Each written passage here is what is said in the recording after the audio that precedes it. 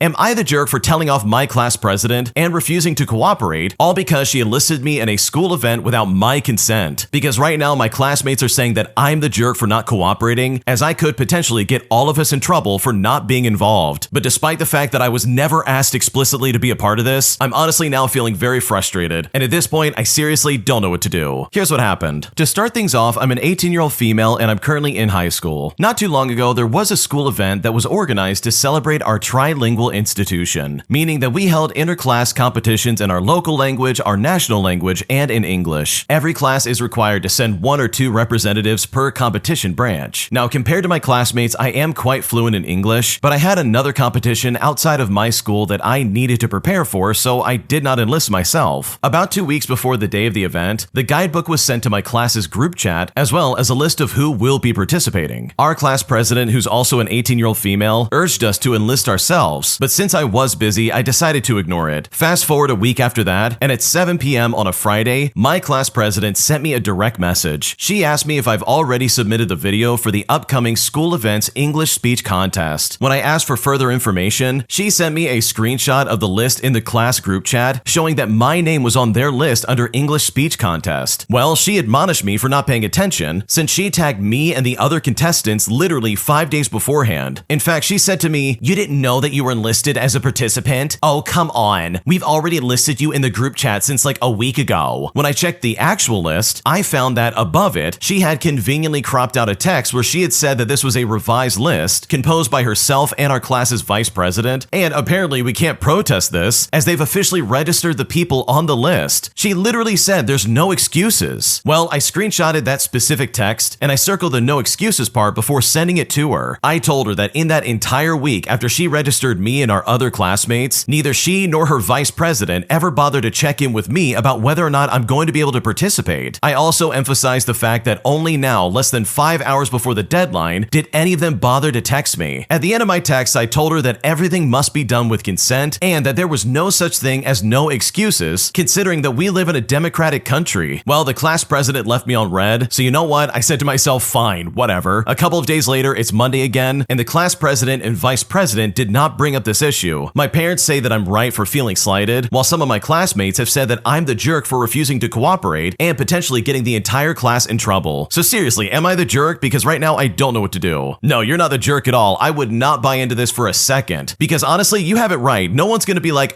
there's no excuses. We already registered. You can't say no. But it's like, no, I'm not gonna agree to this. You literally didn't even ask me, and you just signed me up because I'm the only person that can speak English, apparently. And to any classmate who's trying to be like, wow, you're gonna get all of us in trouble. Just cooperate. It's like, no, stupid. The only person that's getting in trouble is the class president and the vice president. You're not the jerk for not wanting to do something that you didn't sign up for. That's an insane precedent to set, and honestly, I can't stand anybody trying to like force you into this. So I know if I was in your shoes, I would absolutely go like to a higher up or some kind of principal figure and show them everything that's happened against you, because these people literally have tried to sign you up for something against your will, almost as if they're gonna like make you do it in some kind of way. And it's like, yeah, okay, buddy, like you're gonna make me do anything, because the way they handle this is incredibly idiotic and you don't deserve to deal with this in the slightest. If you like Am I the Jerk, you're probably going to love Am I the Genius. Check it out, link down below in the description. Also, go to AmITheJerk.com/submit if you would like to submit your own stories. Am I the jerk for yelling at a mom and her kid to get out of my house after they literally make a mess of everything? Because right now I'm being slandered on Facebook and I don't know what to do. Here's what happened. I'm a 28-year-old female, and a few months ago I started a new Dungeons & Dragons campaign and invited a few friends. One of them, who we will call Sarah, asked if her friend, who we will call Anne, could join us. For reference, Anne is a mom who doesn't get many chances to hang out with adults, so I agreed, even though I knew she might be flaky due to childcare responsibilities. I then asked Anne if she could at least attend the first few sessions to get familiar with the game, and she agreed. She then proceeded to cancel, mostly last minute, every single proposed first session for the next 2 months. I told her I'm sorry, but if she can't make it to the next proposed session, she won't be in the long campaigns, but still is welcome to join any one-shots. She then apologized and said that she will make it. Well, to her credit, she did make it, but she brought her toddler with her without asking me first. As soon as they came, the kid needed to use the bathroom, and he made a mess since he can't fully use an adult toilet yet. I told Anne that's fine, but asked her to please clean it up. And when I said this surprised her, and she started being a bit on edge. We finally sat down at the table, and the kids started running around looking for things to do. I was a bit stressed out by this, and Anne noticed and put put him in her lap. But now the kid was at the table, which was covered in mini figurines, dice, pretty pictures, and maps, most of which being a choking hazard, along with glasses of various drinks. The kids started fussing about wanting to play with them, and I was telling Anne no because it's not safe, but she told me he's gentle and doesn't put stuff in his mouth. And quite literally, we were bickering while her kid was throwing a tantrum. After the kid knocked over a glass, I loudly asked her to step out into the backyard and calm him down for a bit while I make the table safer. Well, she did, even though she was visibly embarrassed, and I removed everything except for plain-looking papers, some pens, and paper cups. I also did my best to calm down, as this entire thing stressed me out beyond end. They came back and things were fine for a minute. That is, until my dog came out of my bedroom to drink water. Now, I don't have many house rules, but I have one that's really important. Please ignore the dog. And they were informed of that before coming over. Well, the kid spotted her and yelled, "Doggy!" And Anne put her kid down to say hi to the dog, where he then made a full-speed beeline at my dog while making grabbing motions and yelling. I stopped him by stepping out in front of him. He ran into me, fell down, and started crying. It was here that Anne started screaming at me, but you know what? I screamed back and very swiftly told her to get the F out of my house. Sarah was annoyed and told us that it took them an hour and a half to get to me, and then went with Anne since they carpooled together. The rest of the group stayed, and it was awkward for half an hour or so, but we ended up having fun and they even stayed for the night. I then woke up to the local Facebook groups and people's Instagram stories calling me a controlling jerk, saying I'm discriminating against various players, being too strict, and I have a dangerous dog. To add insult to injury, Sarah, who I've been friends with for years, is now not speaking to me. So seriously, am I the jerk in this situation? Because right now, I don't know what to do. No, you are definitely not the jerk. First and foremost, I think Anne in this story is a complete moron, and the fact that she doesn't realize how bad she's acting is just so uncalled for. I mean, she brought her kid over without asking first, and just said, "Oh yeah, this'll be fine, don't worry about it. He's gonna play with us, he's really gentle." And then literally in that same sentence, that kid pushes over a glass and ruins everything on the board. Like, I don't think so. That's not gonna happen. That's not okay. But for Anne to let the kid down and start running at the dog, you know, the same dog they were told to ignore, who very well could have gone ballistic with this kind of overstimulation. Like, seriously, what's going on right now? How crappy of a parent do you need to be to allow your kid to go near a dog that, guess what, you don't know anything about? You don't know if that's a nice dog or a mean dog. You don't know if that dog's super aggressive or it's like a rescue or something like that, so it might have like a negative reaction to children. Like, seriously, what were you thinking? Why would you do that? Because I know if I was in the original poster's shoes, I absolutely would have blocked that annoying demon spawn from getting near my dog. And the fact that Anne tried to blame that on you and be like, your dog's dangerous. It's like, no, Anne, you're a terrible parent and your kid has no self-control. So truly, I'm glad you kicked them out of your house, because honestly, that is the best course of action in my opinion. Because if her flaking out several times before wasn't a good indication that she sucks as a person, then her bringing her kid along and blaming you for all the problems she started is a really good indication that she's going to be a problem player pretty much no matter what. My boyfriend's dad is constantly making degrading insults towards me while defending the fact that he says they're jokes and that they don't actually mean anything. But after enduring this for so long, I'm honestly at a breaking point and I really don't know what to do. Here's what happened. So I've been with my boyfriend for 1.5 years and I've genuinely tried with his dad, but I feel like I'm at my limit. Reason being is that his dad constantly makes comments that are degrading and make me feel deeply uncomfortable. He will constantly refer to me by horrible names and things that are just unbelievably inappropriate. He makes remarks about my eating, saying things like, "You don't stop eating, you just keep sucking food up. My God, don't tell me you're eating again. I mean, what don't you eat?" And the list goes on and on. I already struggle with body image, and my boyfriend and his parents are aware of this, so having someone make these comments feels humiliating, especially when I'm at a very healthy weight. I'm toned and I work out 5 times a week. It's not even about my body. It's the constant need to comment on what I'm eating. He will sometimes cook Sunday dinner and do me one too, and then berate me for eating it quickly. He also constantly comments on my appearance. He's told me I shouldn't wear makeup around the house and that I should wear light clothing instead of black. Before we went on holiday together, his parents sat me down and told me I should stop wearing so much makeup. And for reference, I've worn gothic smoky eye makeup for like 10 years because you know what? I like it. They also said I shouldn't wear makeup during the day on holidays because according to them, it will melt off. But I was also told I could wear it on the evenings. And my boyfriend defended this by saying they just want me to feel more confident. When we were on holiday together, his dad was especially nasty to me, and I felt completely trapped in a foreign country. I couldn't even have alcohol without being called an alcoholic. I felt trapped and it put a strain on my relationship. He also frequently looks me up and down inappropriately, in front of my boyfriend too, mind you, which makes me feel incredibly uncomfortable. In fact, even their own pets are afraid of him. The part that's really hard to navigate is that my boyfriend is always chasing his dad's approval. His dad was so cruel and cold to him growing growing up that they only formed a relationship after COVID, despite always living together. His dad always favored his only sister, which is ironic given how he talks about women. And yet my boyfriend insists that his dad loves me and is protective of me, saying that he would go to war for me. But that literally doesn't match anything I experienced from him. My boyfriend has confronted his dad before, telling him to stop with the name calling, and his dad hugged me and apologized, saying it was just a joke and that he would be more careful. But since then, it feels like he's been on a mission to push my boundaries even further, almost to prove that I can't tell him what to do. And my boyfriend told me I shouldn't expect his dad to change, and that his dad shouldn't have to walk on eggshells. I love my boyfriend and I love the time we spend together, but I'm at the point where I want to completely avoid his dad because he makes me feel so uncomfortable. My body literally goes into fight or flight when I see him. So how do I set boundaries when my boyfriend doesn't seem to think I should? What should I do? Okay, this is messed up across the board in my opinion, because the fact that your boyfriend doesn't see this as a problem, in my opinion, is a massive red flag. That is not something I would take lightly because he really should be on your side. You saying, oh my gosh, I feel uncomfortable by this, should be more than enough for him to step in and be like, wait a second, this can't happen anymore. Because that guy's dad sounds like a toxic piece of work. It doesn't sound like he cares about you at all, and he just wants to berate you and make fun of you and treat you like garbage. And most likely it's from his own amusement or something like that. So no, this is not okay, this is not normal, and I don't blame you for being upset. Because if I was in your shoes, I would feel the exact same way. An entitled Karen skips in front of me in a long line for food after I'd been waiting there for about 10 minutes. But after she tried to justify her reasoning, as well as trying to put me down at the age of 8 years old, my mom steps in and pops off on this lady in a way that she truly was not expecting, making this one of the most satisfying moments of my life so far. Here's what happened. So this happened when I was around 8 years old, when I encountered my first ever entitled Karen. For context, me and my mother were visiting her old high school for a reunion of hers, and the building had a vending machine of microwavable foods, including cheeseburgers, hot dogs, and popcorn. I chose the cheeseburger and the line was huge. I mean, there were like so many people in line. So I went back and I sat with my mom to wait. I returned back to the line after noticing that it got shorter, but as I was about to put my food in the microwave, this lady who looked to be in about her 40s immediately skipped in front of me. So I said to her,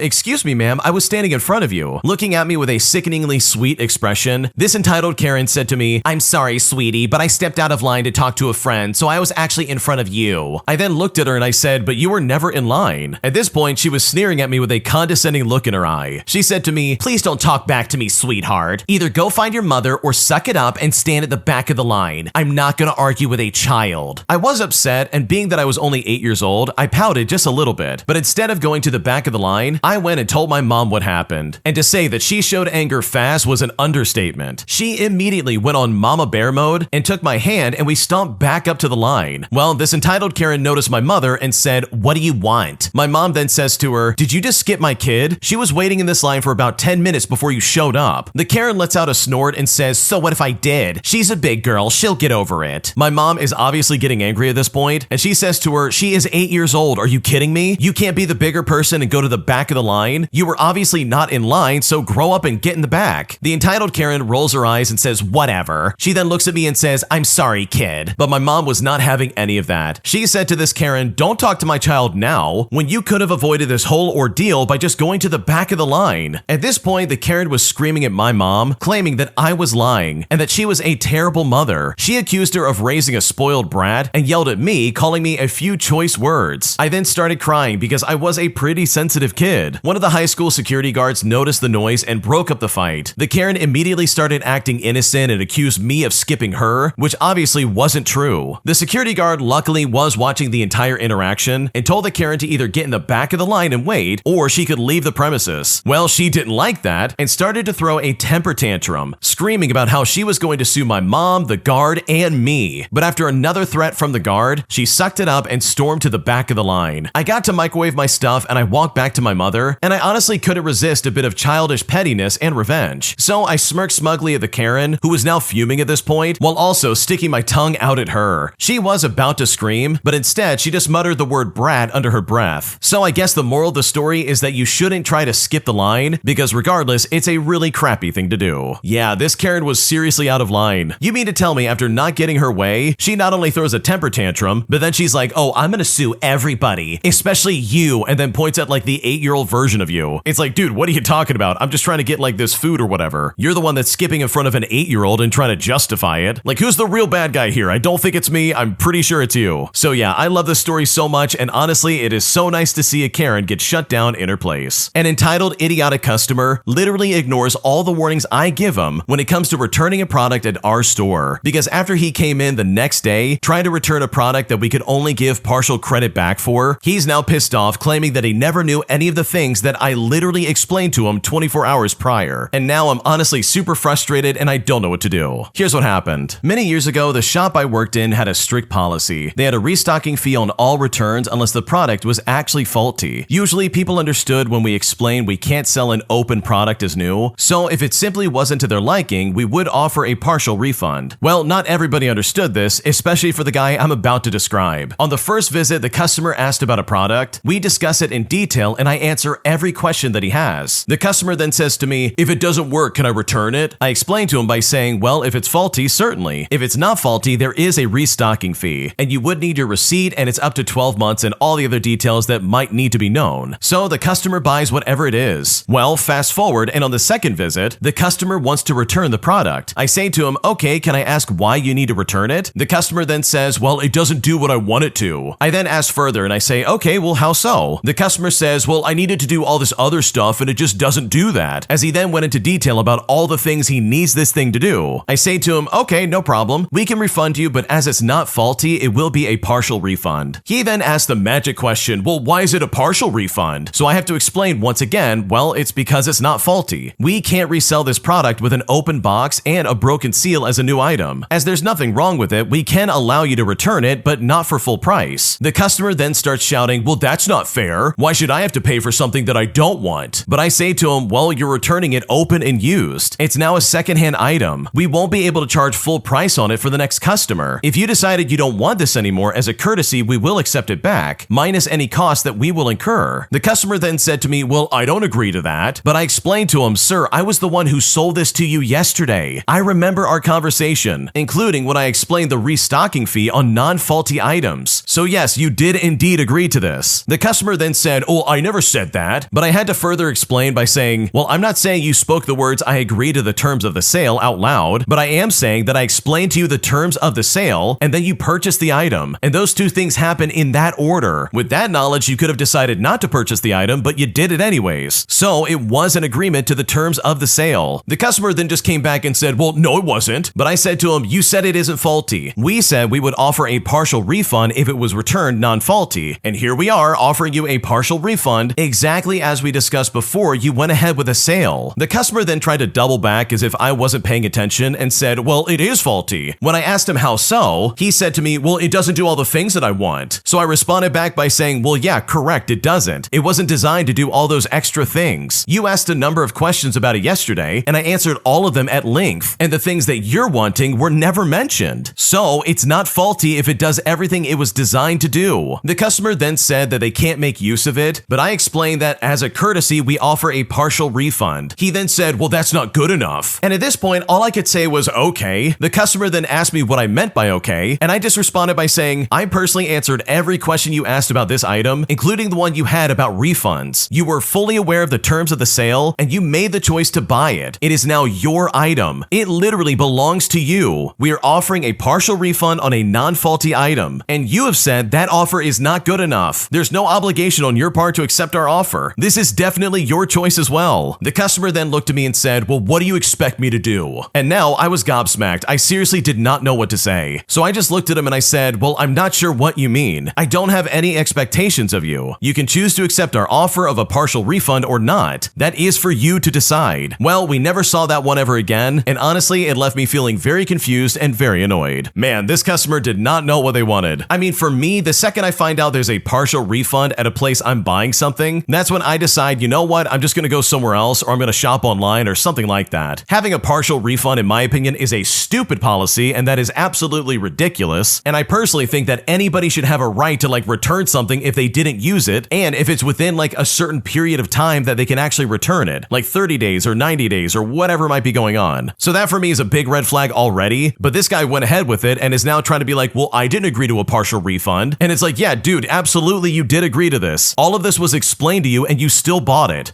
This is your own problem and not mine. And if you've ever worked customer service, then you know this feeling where you're like, dude, I literally explained all of this to you and you just ignored it and said, "Well, I didn't agree agree to that. It's like customers like this become so stupid all of a sudden, and it's like weaponizing competence or something like that. It is so annoying and I cannot stand it, especially when you're the person that helped this customer out and you know for a fact you went over every single detail with that guy. You went over what kind of product they're getting, all the things it does do and doesn't do, and all the stipulations associated with like returns and having a receipt, while also having what looks like up to like a 12-month period of like, hey, you can return it in this window. Like that's already a super generous offer. So for him, literally 24 hours later, to turn around and try to return it, all under the guise of like, oh, it doesn't do all the things I want it to do. It's like, dude, you're so dumb. Like seriously, get a grip. But overall, I think you handled this really well because you did not allow this guy to bully you into getting his way. Because I guarantee you, someone like that absolutely would have pushed you around to get what they want. And that, in my opinion, is super unfair. An entitled customer reserves 36 seats at our restaurant, taking up 2 different time spots and forcing us to turn people away just to accommodate these 2 big parties. But as a result, he and his group never showed up, causing my boss to freak out and ban this guy and his family from our restaurant forever. Here's what happened. So the place I work at has a 13-seat bar with several small high tops, a dining room that seats around 40 people, and a covered patio that seats around 30 people. We use open tables, so we get a lot of reservations, but we also get slammed with walk-ins, often having to turn people away or have them wait for an open spot. Also, for some context, the term open table is a software that people can use basically to make a reservation. So this family made a reservation for Friday at 6 p.m. under one name and 6:45 under a different name. Big parties can't use open table at our place, so they have to call and make the reservation, which means they had 2 opportunities to communicate that tiny detail about them taking up 2 slots just in case their event runs longer, as they put it, which may seem annoying in and of itself, but trust me, it gets better. The reservations, by the way, were for 18 people. 18 people at 6 o'clock and 18 people at 6:45. It was graduation weekend, so having 2 large parties with the same amount of people was not strange or noteworthy to anybody. Nobody really would have seen this as a problem. We had 4 tables set up for their earlier reservation. The later one had to be outside, since an 18 top would be taking up too much of the dining room, especially when they arrived and we could be potentially busy. So we had just about as many tables set up outside waiting for them. Glassware, silverware, linens, menus, candles, water, you name it, we were ready. But about 20 minutes after the first reservation was supposed to arrive, they finally answer the phone and let us know that they aren't coming. And they also say nothing about their sneaky second reservation. My poor coworker was looking forward to the auto gratuity table in her section, but oh well, I guess you'll have to survive otherwise. So obviously they must have taken the later reservation, right? Oh, they absolutely didn't. You might think that they would have used it, and I would have thought that as well, but the people in this sub know better than anyone else that sometimes people just suck. They really, really suck. 2 hours after their 6:45 reservation time, we're just about closing up, and we're talking straight garbage about that one big late cancellation and the rude no-call, no-show we had to deal with. Then suddenly the phone rings. The owner answers it thinking it's her husband calling for numbers while he is in the safe room. His memory is horrible after all. But nope, it's the sneaky people calling to let us know in his drunken slurred speech that they didn't make their reservation tonight. Oh, you didn't make it, did you? Sorry, I must have missed that somehow. The guy on the phone also let it slip that they were behind both reservations, thinking they could get their second chance one if not for their first one. Then he said he was craving our chicken and waffles and wanted to know if we were still open for takeout. The boss lady put the phone on speaker so we could all listen to what this guy was saying, and all of our bloods were boiling together. She politely explains how their reservation strategy was damaging to their business, as well as the servers and many people who we had to turn away because we expected 2 big tables. And then, all of a sudden, like the dude from Split, she freaking changed her brain chemicals and became something else. I swear her eyes were glowing red. She said to them, "Due to these events, you are never welcome here ever again. I will remember your information and your accomplices' information as well, and I will make sure all the other restaurants in the county know it as well. You will never enjoy our chicken and waffles ever again." Then, seamlessly switching back to her human form, she says, "Good night, sir, take care." You might say she was too harsh, and maybe she was, but we all went from fuming to laughing all the rest of the night, and that's all that really matters to me. Honestly, that was the right call from this boss lady. First off, she was really cool for doing that. It's always nice having somebody in upper management or even an owner who has some kind of backbone, because if she instead had caved and given in to this guy's demands, I think everybody at that restaurant who worked works there would have lost respect for her entirely. And you know what? I've dealt with managers like that. They're incompetent, they don't listen to their staff, and they cave in to the smallest demands, even though the person making the demands has been making everybody's life a living nightmare. So good for this lady for putting down the law. And you know what? I would have done the exact same thing. I mean, that is a lot of lost business that these people had to deal with. 2 18-top tables basically taken out of the restaurant. They had to turn people away just to accommodate something that wasn't gonna happen. So honestly, your boss is awesome and they did nothing wrong. And hopefully you never have to deal with anything like that ever again. If you like Am I the Jerk, you're probably going to love Am I the Genius. Check it out, link down below in the description. Am I the jerk for calling the police on people who were on my property unannounced? Here's what happened. So my husband and I own lakefront property. We went out on our porch this morning and we noticed a truck on our property down by the lake. We haven't ever seen this truck before and we don't know who owns it. We've also noticed a circular wear pattern around a fire pit that we have down by the lake from vehicles circling in, though we haven't been able to spot the vehicle responsible. Now, we don't necessarily have problems with people using our lakeshore property to go fishing or boating, but they need to at least ask us first. My husband noticed some people in a canoe and tried to get their attention. They looked at him, said something to each other about a man being on the lakeshore, and continued canoeing as if nothing was wrong. We waited 2 hours and they didn't come to shore or try talking to him. I went out and tried hollering at them as well, and they didn't respond to either of us. At 3 hours in, we called the non-emergency line, and it turns out they had permission from one of our neighbors, but not from us. The police encouraged us to have the vehicle towed, but another officer suggested bringing their vehicle down and using the PA system to get them to come ashore. We opted to try to get them ashore to talk to them before we had their vehicle removed. It turns out the female of the pair was pregnant and had an active warrant for violation of probation and was feeling lightheaded. An ambulance was called by law enforcement, which removed her from the property. All my husband really wanted was to speak to them about coming to the residence and getting permission before launching a boat and leaving a vehicle parked on our property unattended for hours without us being aware. Some acquaintances have said that it was kind of a jerk move to involve the police, but we felt we gave adequate chances for them to resolve it in a much more simpler manner, but they ignored us. So are we the jerks in this situation? What should we do? Honestly, you are not the jerk. This is your private property. You have every say over who is or isn't on your land. Like, think about the liability alone of them just leaving their stuff on your property. Like, what if somebody got hurt or what if somebody got lost? I'm pretty sure that's gonna fall squarely on your shoulders. And also, what is going on with these neighbors? Imagine if your neighbor could just decide who does and doesn't come on your property. Like, are you kidding me? Like, there are people on your property that you don't know who are leaving tire tracks on your grass and seemingly parking their trucks on your property without any kind of notice of how long they're gonna be there or anything along those lines. The original poster's husband actually chimes in on this and states that they have multiple no trespassing signs on their property. So it's not like these people were not warned in the first place. And you did try your best to get their attention, but they simply didn't listen and you had to get the police involved. Like, you literally gave them every chance to not get in trouble. So no, you are not the jerk in this situation. Anyone who says you are is completely wrong. Because at the end of the day, you have every say over who can and cannot come on your property. And if people are going to use your property without asking first, then you have every right to have them removed. An entitled Tinder date gets disappointed with me when I decided I can't go out clubbing because I was invited over to her house in pajamas. And needless to say, I've never been more confused by a Tinder date in my life. Here's what happened. So a few weeks ago, I had organized a Tinder date with a girl. We had been talking for a while, and despite a lot of red flags that in retrospect were pretty obvious, I had organized a night of axe throwing followed by a few drinks. Initially, I had plans to pick her up and then drive over to axe throwing. Now, key to this part is that we'd both been working during the day, but there was 3 hours between when we were both finished and when the booking was, and we lived relatively close to our respective jobs. Anyways, after I finished work, she sends a message saying because of the weather, she didn't really think it was a good idea to go out anywhere, and said that she wanted to reschedule, which doesn't make sense because the axe throwing place is indoors. Now, I was disappointed, but at this point, I was understanding. I resigned to a night at home with some whiskey and pizza. I'm home for roughly an hour, awaiting a delivery from my favorite pizza place, when she asked me if I wanted to come over to her place after sending her a photo of the whiskey that I had bought for myself. I made it very clear to her that I was going to be showing up in my pajamas, since for starters, I wasn't planning on going anywhere else that night, and secondly, it was comfortable, and she said she was completely fine with that. About half an hour later, I'm I'm at her place, allegedly to watch a Harry Potter show, as well as to just have a few drinks. She didn't watch any of the movie, but instead leaving me alone with her dogs while she gossiped outside with her housemates for the better part of an hour and a half. Anyways, she then decided that 10:30 at night was a great time to take her dog for a walk. Not too bad, but strange if you're supposedly on a date and you're both in your pajamas. But then it comes to about midnight. She decided she wanted to go clubbing and actually gets mad at me for not being able to join in, with her saying that I should have planned ahead for something like this. What in the world is she talking about? How was I supposed to plan ahead for anything? I was planning for a movie night and drinks at her place, not going to a nightclub. As you can probably guess, it didn't work out. I foolishly took her on a second and final date, which she said it's not going to work out literally a minute after it ended. And honestly, I'm kind of glad I got away from this one. Yeah, this one did not sound like a winner. First off, she clearly didn't know what she wanted out of life, and she didn't know what she wanted out of this relationship. She was super fickle, and she clearly canceled plans that she very easily could have gone to. So honestly, I don't blame you for running away from this one, because she really did not sound like a winner. My friend and I demanded that the cook make these wings we were ordering as spicy as possible, and as a result, we received the hottest thing we've ever eaten in our lives. And my friend and I truly have no one else to blame but ourselves. Here's what happened. So before, when I was in college, a buddy of mine and I used to go to a Buffalo Wings place every night on Monday at a local joint. This was also in New York City, so the wings were legit, except the level of hotness they had was never really that spicy. They just used a bunch of Tabasco sauce. One day, we were really craving some hot wings. We had physically seen the cook in prior visits. He's a big, burly, don't screw with me type of person. I told the waiter to write down our directions to the cook. We said that he can't make these wings spicy enough for us because the cook is not man enough to make them hotter. Now, at first, the waiter refused to write that down, but we slipped him $10 and just said, blame it on us. A pitcher of beer and a dozen wings for each of us came out. They smelled spicy and we were stoked. We took one bite into a wing and immediately chugged 16 ounces of beer because they were that spicy. I mean, how did he make them so spicy on such a whim? We both ate the remainder of the very first wing, and that pitcher of beer was annihilated. We hadn't noticed, but the cook was sticking his head out the door watching us. At this point, he's crying from laughter so hard. He comes over and says that he'll make us a fresh order. Those were the ones sitting at the very bottom of the prep bucket for hours, and they had been soaking in chili pepper, and we never served them as a rule. We told him that wasn't right. We demanded hyper spicy, and he delivered. It was our responsibility to finish them with a smile. We immediately called two friends, told them in 2 hours we needed to be picked up because we were going to be hammered, and they had to come drive us and my car home. They were baffled as it was a Monday night, but you know what? They agreed. It took us 2 full hours and 3 pitchers of beer each, but we finished them. We stayed as quiet as we could, given how much pain we were in. Thankfully, the restaurant was always about 50% full. The cook came out and gave each of us a high five and asked us, well, I'm betting you won't be asking for that again, right? We said to him, no sir, we will not. You have beaten us and we acknowledge your superiority. We left a monster tip and our sober friends drove us home. And they made the both of us sit in the back seat of my car, as they didn't want to risk anyone throwing up in their car or on one of them as the driver. But unfortunately, my friend and I were in a lot of pain for the next 48 hours. For me personally, there is no way I would have been able to handle that. I do not handle spicy food, let alone something that's been sitting at the bottom of the basket all day. All that chili sauce and powder that's been seeping onto it literally all day must have been nothing but toxic. But it sounds like the original poster had some fun with it, so if anything, at the end of the day, this made for some fun memories. Am I the jerk for kicking my sister out of my house because she wouldn't respect my wife? Here's what happened. So to start things out, my wife and I sleep in separate bedrooms. It sounds a little bit weird, but it isn't. My wife has went through some things, and one thing she refused to do is sleep in the same room as someone else. The only exception is babies and children. She told me from the beginning that she trusts me with every fiber of her being, but she cannot do it. Of course, I didn't care, and I have my own little bat cave of where I sleep. Now, here's where the actual story starts. My sister asked if she could stay over at our house for the weekend, because apparently her and her roommate got into an argument. My wife and I agreed, and I told my sister about my wife's room thing. If you know she's sleeping, don't go in there. My sister was always kind of a spoiled brat, but it really showed here. She complained that the bed in the guest room was too lumpy, and she didn't want to sleep in my room because of the man smell. After all this, it was obvious that she would complain about the couch too. I told her my wife's room was off limits, choice, and it was either the options we gave her or she could find a motel. She agreed and everything seemed fine until I woke up at 3 in the morning to my wife yelling along with my sister. When I went to see what was happening, my wife was crying and my sister was just yelling back. I got into the argument and started yelling at my sister to get her stuff and get out. I had one rule and she broke it. Her last statement was calling my wife a crybaby, and my wife told me that my sister was trying to sleep in her room and possibly kick her out. After that, I got text messages and calls from my parents saying I was a horrible brother for kicking her out like that, and they also agreed with my sister, saying that my wife was a crybaby and she should just suck it up. Of course, I just didn't listen to it, but my wife came to me and started talking about how I could have handled it better, and how she got text messages from my mother saying the same thing. She said later the same day that she was happy I protected her. So am I the jerk for kicking out my sister after she violated our boundaries and blatantly went into my wife's room? I don't think you're the jerk at all. Your sister knew the rules coming into your home. She knew that this room that your wife sleeps in is completely off limits. She can sleep anywhere else, but guess what? You can't sleep in there. And it's not like you didn't give her options. There were plenty of spaces that she could sleep in for the night. And also, why would she get so weirdly picky? Like seriously, you're sleeping over because you got into an argument with your roommate. I mean, at that point, you should be happy you have a roof over your head and you have somebody in your life who's letting you sleep in their house. Like seriously, if there's anybody in this situation who needs to suck it up and do better, it is the sister in this story. So no, you didn't do anything wrong. I don't think you should have to apologize to anybody, and if anything, I think your sister should absolutely apologize to your wife because she broke the one rule you had in this house, and that is absolutely unacceptable. An entitled Karen purposefully bumps into me on the sidewalk despite the fact that there was plenty of room for her. So I get mad, I snap back, and I put her in her place. Here's what happened. So this literally just happened to me not more than 40 minutes ago. Today, I'm having a bit of a terrible day, but I'm trying to cope and feel better by being productive. So I'm off to the bank. It's my lucky day, and they are open way late, and I need to get some paperwork done as soon as possible. I get to a street corner, and I'm close to the edge of the sidewalk, making sure I'm not in the way of anyone who's using the sidewalk, nor standing in the way of anyone walking to the crosswalk as well. I've got some feel-good music pumping in my ears, and I'm on the phone, not totally paying attention, admittedly, but I know for a fact I'm not being a nuisance and I'm not blocking anybody. I'm just tuning the world out while I wait for the light. All of a sudden, out of nowhere, I feel this bump on my leg. I turn around and there's this old lady with a dolly loaded up with some bags, as well as some empty water jugs and other stuff like that. I can't really remember what else was in her bag, but it's not really important. What is important is that this lady was standing there staring expectantly at me. I take the headphones out and I ask her, "Can I help you?" This Karen looks at me and says, "You should be careful and take your headphones out." I look at this Karen and I say to her, "I'm fine. Thank you for your concern, but I can handle myself." This Karen interrupts me before I'm done speaking, and this is when I know that she is an entitled Karen. Visibly irate, she says to me, "Well, you can't hear anything. I tried so many times to get your attention, but you wouldn't move." Now, at this point, I'm looking confused at the very wide expanse of sidewalk she still has available to her, which is easily double the width of her dolly. I say to her, "Ma'am, you did not have to bump me. You could have just gone around me." I should note here that even if she had a problematic, hard-to-turn dolly, she had more than enough room to make a very wide turn without hitting me. The Karen huffs and says, "I didn't want to have to move around you." And that's what did it. That's when I snapped back. I said to her, "So you thought to bother me? What's your problem? Lady, you have so much space on the sidewalk." The Karen looks at me and says, "Well, you couldn't hear anything." Thankfully, right then the light changes, and I just roll my eyes and I walk off. I yell back over my shoulder and I tell this lady that she has problems. She says something completely unintelligible to me and smoothly turns her dolly up onto the sidewalk. Like, what in the world? You definitely had no problems turning your dolly, now did you? She should have saved both her and I a whole interaction. Honestly, I can't get over how stupid some people are. Yeah, that Karen really was dumb. She probably thought she was making some kind of weird point by intentionally bumping into you just to try and be annoying, and that really is annoying in and of itself. So good for you for putting this weird entitled Karen in her place, because based on the way she was acting, she absolutely had it coming. Am I the jerk for firing my nanny after she lied about how she broke my watch? So my wife and I have 3 kids. The eldest is 7 years old, and since her birth, we've had our stay-in nanny by the name of Jane to help out. Jane is not her real name. She's a nice lady and was a great nanny. The kids love her and we love her, so we kept her around, even though my wife became a stay-at-home mom after our youngest birth. Earlier this week, I got home home, and Jane told me that she found my son, who's 2 years old, playing with my watch, and while trying to take it from him, he threw it across the room and broke it. I wasn't too happy about that since it was sentimental, and it was a quite expensive gift. It was from a late father figure, but I clearly remember myself leaving it on the coffee table while working in the living room, so it really was my own fault. Regardless, I don't know why, but I went through the footage from our living room camera, and it straight up showed Jane throwing the watch on the floor. This was very peculiar, so I asked her again about the watch and how my son could have thrown it so hard, and she just shrugged her shoulders. My wife then later confronted her with the footage, and she confessed that she found my watch and wanted to put it somewhere safe, but then she saw a spider on the floor, she freaked out and threw the watch in a shock at the spider. So I'm a very untrusting guy in general, and trust is very hard to come by with me. It's a very toxic trait of mine, but I can't help it. I think we interviewed Jane like 10 times, including supervised trials, before giving her the job. And while I'm sad about the watch breaking, I've also lost complete trust in her since she looked me in the eyes twice and lied both times. It might be an overreaction, but I fired her. It wasn't fun, there were a lot of tears, a lot of words were said, and now I'm just thinking of whether or not I was wrong in firing this nanny for breaking my watch and then blatantly lying about it. What should I do? You are not the jerk. Honestly, why on earth was she playing with your watch? And also, why would she lie about something like that? It would have been easily solved. All she had to do was say, hey, I broke your watch, I'm really sorry. But instead, she came up with this weird story about your son, claiming that he threw it across the room. No, a 2-year-old is not going to be able to break a watch like that. I mean, the circumstances have to be like perfect for that to happen, in my opinion. So honestly, I don't blame you for firing her. This is unacceptable in my mind, and I think you're completely justified for saying that she's gotta go. My entitled, shady landlord tries to scam me and my roommates out of money from our apartment, taking money from me and everybody else in my building over something that was supposed to be included in our lease. But karma eventually came back for him, as he is now facing jail time and quite possibly also get deported. Here's what happened. So this was 7 years ago when I lived in upstate New York. I had moved there for graduate school and I didn't know anyone. And this was the first place I lived with roommates that I found on Craigslist. This was also the first place I had ever rented in my life with my name on the lease, where I was essentially responsible for myself. The roommates I had were really shady and the place was a wreck, but hey, at least it was cheap, right? I made a few friends in the first couple of months, and by November, they were talking about finding places for the following year, which is common in a lot of college towns. 3 of my friends found a place together, and so I decided to find a place with my 2 other friends. We'll call them Pat and Dora. These are not their real names. We look around for a little bit, and we end up finding a place a few houses down from our other 3 friends, and we signed the lease in late November. Like lots of the housing in this area, it's a house with 2 apartments, one upstairs and one downstairs, and it's got a shared basement and garage, and the landlord seems pretty swell too. Included in our rent are snow removal and water, but the heat, power, and internet are not. In this area especially, this is pretty common as heat is expensive. Also, chatting with the landlord about this, he explains to us that to have separate billing for multi-unit housing, you need to have separate meters for each unit, and that's something that you legally need to have. He goes on to say that for this and most properties, this is pretty easy to do for electric, but a lot harder and expensive to do for water, which is why most multi-unit places include the water. So it's kind of a sneaky workaround if you think about it. The school year comes and goes, and we move in at the beginning of June with no problems. Toward the end of August, our landlord calls and tells us he's selling the place. But not to worry though, our lease is still good of course, and the new guy owns some properties already, which is kind of like, okay, cool, whatever. We get the new address to send the check to, and the landlord seems fine. We call in October about a power outlet not working, and he gets it fixed. He's good about snow removal, no real problems. Also, he's from New Zealand. He tells us that he owns a dozen or so properties in the area. We also barely interact with the downstairs neighbors. For undergrads, they're pretty okay. And over the course of the year, we only have half a dozen interactions where we need to talk to them to try and keep it down, or even to ask them to let someone out who's parked in. And one notable fact is that the school we're talking about here is fairly expensive, and most of the undergrads come from backgrounds with a fair amount of money, and you kind of need to in order to afford this school. And it's either that or take out a bunch of loans. The downstairs neighbors have really nice cars and a lot of stuff in the garage, and it seems like they come from a lot of money. They also let us have their beer bottles and cans to recycle, which is really nice of them, and it nets us like 10 to 20 bucks a week. The school year comes and goes, and we move out. I move out first over Memorial Day, and I did that because because I'm working in Asia for the summer and then I'm moving out of state. I don't see the place again, but I asked my roommates to clean up well enough just so we can try and get the deposit back. So I leave for Asia, and in early July, I get an email from Pat and Dora about if they've received their deposits back. They had, and Dora sends me a scan of it. Going through, we each lost about $70 for cleaning and damage, and then there was a bill for $52 for the water bill. I don't know how they left it, so I guess maybe it took $70 to clean up. I remember that the water was included in the rent. I bring this up with both of them, which is why they remember it as well. I email the landlord and I mention this to him. At this point, I assume he maybe has a different setup at the other properties and made an honest mistake. I mean, accidents can happen. Well, I hear back from the landlord 2 weeks later. He asked for a copy of the lease, and reflecting on this, I assume he thought I wouldn't have access to one since I am in Asia. I have Dora and Pat scan me the lease, mail him a copy, and email it to him. I hear back 2 weeks later, and he says he'll send us the money. By the time I even get the money, it's late August, and I'm home from Asia. So yay, I guess I got my $52 back, right? Well, talking to Dora and Pat a few weeks later, I find out that neither of them had gotten their $52 back. At this point, I was angry. Clearly, that was not an honest mistake. The landlord assumed I didn't talk to them, and that they wouldn't find out. Pat and Dora are angry, and I'm angry as well. We dig out the contact information from the undergrads who live downstairs and let them know what's going on. We also let the current residents know what happened, since we happen to have the contact info for some of them. We write them an email, and I provide copies of all of my emails with the landlord and the lease. I hear back from Pat and Dora that they got their money back 30 days later, and that the landlord was a jerk about it the entire time. Now, at this point, I don't think about it for a long time, even though I'm still in touch with Pat and Dora. About 2 years after this happens, I get an email from a law firm asking if I used to live at an old address and if this landlord was my landlord. I replied yes, and they asked to speak on the phone. Believe it or not, the law firm belongs to one of the undergrad's dads, which clearly explains how he could afford such an expensive school. Through the course of the conversation, it comes out that dad was really angry about this, that someone would try to take advantage of his son. And better yet, he has the time and resources to go scorched earth on the landlord. The dad brings a case against the landlord and has his people comb through all the landlord's records, as well as former tenants and then some. As it turns out, he's been scamming people like this for quite a while, and it's also important to remember that he didn't have any separate water meters. The lawyer explains to me that because of this, the landlord is actually facing jail time. He apparently did enough of this, and they were able to provide evidence for it, that it rose to the level of some serious stuff, like a criminal case over a civil one, I think. On top of this, I'm getting my $70 back, and so are Dora and Pat as part of some kind of settlement deal, and the landlord might have to sell his properties. The kicker is that, as it turns out, the landlord's legal status could also be in jeopardy because this is a serious crime. Again, I don't really remember the particulars, and I don't know if this lawyer was exaggerating. All I do know is that I just really wanted my $52 back for a water bill that I absolutely did not have to pay. Honestly, first and foremost, that's actually crazy. This guy was going around scamming people out of their money, and he really thought he wasn't gonna get caught. I mean, not only is that a scumbag move, but seriously, he's been doing this for so long. He had to know that eventually karma would come back for him. And it's crazy the kind of butterfly effect that happened simply because the original poster was like, wait a second, I shouldn't have to pay $52 for that. And then fast forward 2 years from now, and this shady landlord is probably gonna go to jail now. So good for you for at least pursuing this and trying to get your money back. In a roundabout way, you took down some guy that's been scamming people for years. And even though your dad isn't the lawyer taking this guy down, at the end of the day, you played a pivotal role, even if you didn't intend on getting him in trouble. If you like Am I the Jerk, you're probably going to love Am I the Genius. Check it out, link down below in the description. This next one came from the Am I the Jerk podcast subreddit. Check the links in the description if you'd like to submit your own story. Am I the jerk for making my boyfriend feel guilty after having friends over in our Minecraft world? So I first want to say that I never thought I'd make a post like this, but I want to share my story and get advice, not to mention to see if there's someone with a similar experience. Me and my partner have been together for 6 years now, and it will be 7 years in September. We've never had a fight or argued over anything, but there's one thing that will always get us and turn off our mood, that being our time balance with friends. Now, we are each other's first ever healthy relationship, and we want to share that special person with our friends, show them off, etc. But there was a moment I met one of his friends who made me very uncomfortable. I am a very protective person over my one-on-one time with my partner, and this this person would basically steal all his time and tried pushing himself in while we were gaming together. And when he was with us, he made me feel left out. I mean, no doubt he wanted my partner, and this event made us have our first fight and not talk for 2 days before we talked it out, but it really kept a stain for me, and I became unsure of if I wanted to meet his friends, even if he reassured me that they weren't all the same like that. So fast forward to today, and yes, this is a fresh story as it literally just happened. We were playing Minecraft together, and it's one of our favorite games. We were enjoying the new update with the cherry blossom biomes and more. Our Minecraft world was unfortunately not invite only, and one of his friends joined in out of nowhere. I did not mind at first. My partner said he was just lonely and wouldn't do anything weird. I replied okay, and I just kept building like you would normally do in Minecraft. His friend was really not doing anything but watch me build and occasionally fight my partner just to have fun. Nighttime came around, and my partner made him a bed and put it down for him. And that's when I got an odd feeling in my stomach, almost like deja vu. I know his friend wasn't doing anything. He needed that bed for us to skip the night, but all these thoughts were starting to swirl in my head. I was thinking to myself, this was our private world just for us, and I thought he was just staying for a little bit. These things just kept repeating in my mind. I kept trying to push through and keep building, while my partner went into the mines. I noticed his friend was crafting something. He had crafted a full set of tools, then ran out to cut down some trees. He chopped the trees that were decorating the campsite that I built. The feeling in my stomach got worse, and I just silently left the world without saying anything. My partner messaged me asking me if I was okay and what happened. I just told him I was okay, but that I was just tired. But he knew me really well, because the last time I did that was the previous event with his other friends, and he knew what was ticking me off. He said we would make the world invite only early tomorrow morning, and I saw his PlayStation status go offline, meaning that he left the game. He then started apologizing and said he should have left that party and not let his friend join, and I told him dryly that it was fine, but he knew that it wasn't. I feel so terrible. He only wanted to have a fun time with me in Minecraft in our own personal world. I feel like a jerk for having done that again. I can just imagine his friend telling their group that I'm terrible and that I don't want my partner to play with friends. I'm crying and shaking anxiously while writing this. What should I do? First off, I don't think it's unreasonable to have your own private Minecraft world. I have some with multiple different friend groups, and it's totally fine. Like, there's literally nothing wrong with that. And I don't think you're a bad person or anything like that for saying, hey, this is our private Minecraft server. This is just for me and my partner and nobody else. So I think you need to understand that you're not a bad person for this at all. It really is okay to have these feelings, and it's totally fine to feel the way you did. I think maybe in the future it might be better to have some kind of communication just so you can really articulate upfront to your boyfriend and say, hey, this is not okay, and I really don't want anybody else in our Minecraft world. I want our one-on-one time to be just that. One-on-one, just the two of us. That way you can avoid any friends coming along in this specific world while also maintaining what you've built and worked probably really hard on. And sure, someone might think, oh, but it's Minecraft. Is it really that important? Listen to me, when you've spent several hours working on a building and someone comes in and starts changing stuff without your permission, it's not only going to really upset you, but it's also going to be something that you really don't want to happen. Like, maybe that's just me. If you've had that experience before, leave a comment down below. But personally, I wouldn't want someone messing up my campsite and tearing down my trees that I grew, especially if that's exactly the way I wanted it. Like, seriously, keep your hands off. I want to keep it the way it is. So no, you're not a bad person. You're not the jerk for this situation. I think if anything, maybe just communicate more clearly instead of taking like a passive-aggressive approach. But at the same time, I totally understand why you did that. And maybe in the future, there can be a server specifically for your boyfriend's friends. That way he can still play with them and have a good time while also preserving the world that you two have really worked hard on. Am I the jerk for prioritizing my daughter's school performance over her emotional well-being after her mother passed away 2 weeks ago? Here's what happened. So I'm a 39-year-old male, and I'm feeling conflicted about a recent decision I made regarding my teenage daughter following the passing of her mother. I can't help but wonder if I made a huge mistake. So I'm turning to you, dear internet, to pass judgment on whether or not I'm the jerk in this situation. Since my wife passing, life has been tough for the both of us. Dealing with my own grief while trying to provide for her has been a challenge. My daughter has been extremely distraught, and I can see how much she's struggling emotionally. However, when she asked me for time off from school to process her grief, I ended up prioritizing her academic performance instead. I will admit, I've always been a stickler for education, and my daughter is a bright student who excels in her studies, particularly math and science, which are very important, and I would not want to jeopardize that. When she approached me, I couldn't help but think think about how it would impact her grades and future prospects. I was concerned that missing school would lead to a drop in her academic performance and potentially hinder her chances of getting into a good college. Instead of allowing her to take some time off, I suggested that she continue attending school and told her that I believe that maintaining a routine and focusing on her education would provide her stability and keep her on track. Apparently though, my daughter was devastated by my decision. She accused me of not caring about her feelings and prioritizing her school performance over her emotional well-being. She believes that I'm being callous and unfeeling, dismissing her need for time to heal. So am I the jerk for putting my daughter's school performance above her emotional well-being, as she puts it? I'm genuinely questioning if I made the right decision in the wake of my wife passing away. What should I do? The original poster in this situation absolutely is the jerk. Their daughter needed time to grieve. And you know what? A couple of weeks out of school won't ruin their academic results. Like, seriously? Instead of giving her time to figure this out and maybe process the fact that their mom is dead, you decided to keep pushing them and say, no, it's time to focus on college. No, it's time for me to wrap my head around this huge loss in my life.